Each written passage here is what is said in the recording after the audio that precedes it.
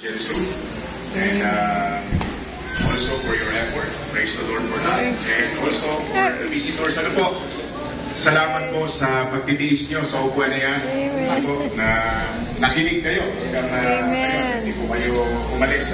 Praise the Lord. I should. We will place some video clip in our presentation po gawa ng isang kapatid natin, documentation about what we have done here as a church. So sa mga bisita po namin, welcome kayo. Pwede kayong mag-church po dito sa PBBCI. Panoorin po natin. Amen. Amen. Amen. Amen.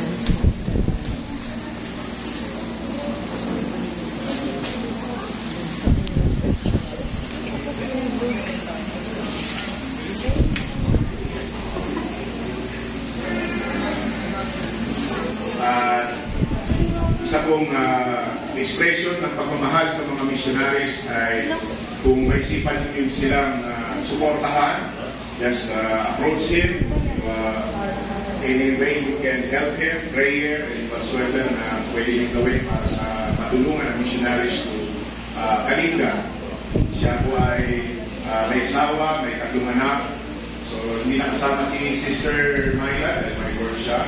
So, then, yun po, pray po natin, yung missionaries natin. And then, missionary po natin sa Bataan.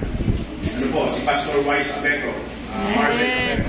Ano po, pag-pray po si Pastor Marvin, kanyang asawa, si Sister Shara.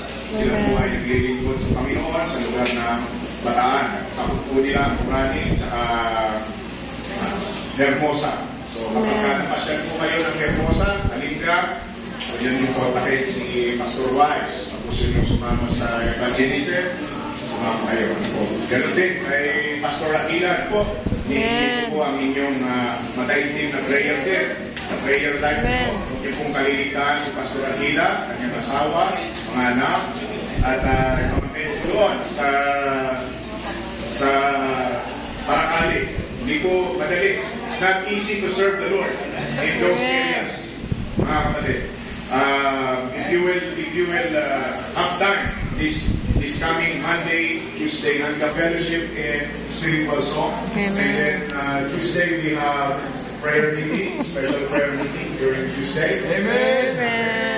Hanggang Church under Pastor Jetsu will be back in Korea by Wednesday. Am I right? Wednesday. So Tuesday yung prayer meeting natin, so you can join us. And then testimony, we can share testimonies. Maybe Wednesday night. So at least makasama yung mga praying brethren natin Monday, fellowship and spiritual song, then preaching and a prayer meeting. Then you can also fellowship with them, mga kapatid, especially doon sa hindi na makapunta sa church. So this is your time to have a connection. Yung mga prayer request nila, may pag-pray na yung prayer request mo, may pag-pray nila. Sa mga young people natin, salamat din po sa yung presensya. Again, Pastor Alan and Brother sa mga bisita natin, bisita po nila Sister Jeanette. Praise the Lord, purihin po ang Panginoon sa inyong presensya.